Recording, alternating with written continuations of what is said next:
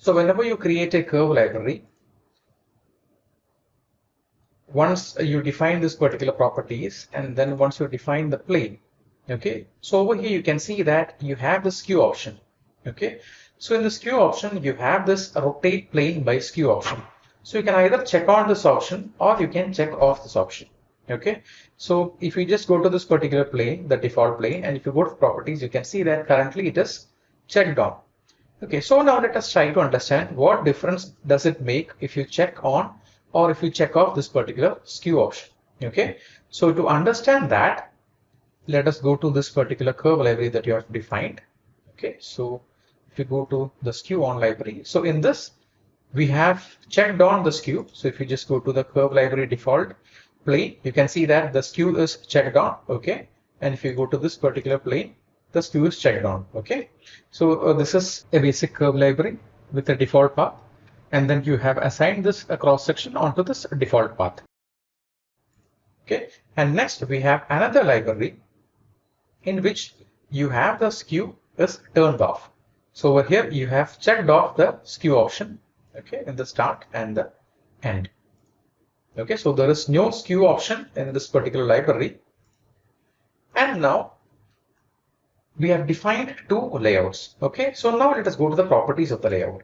So in the properties of the layout, you have the horizontal plane is straight and it is 10 meters. Okay, but under the segment option, you can define the skew.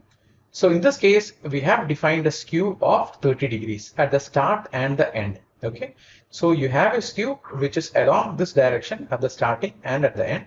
Okay, and similarly, we have defined even this layout with the same properties. Okay, length is same and the skew angle is also same. So let us give the skew angle as 30.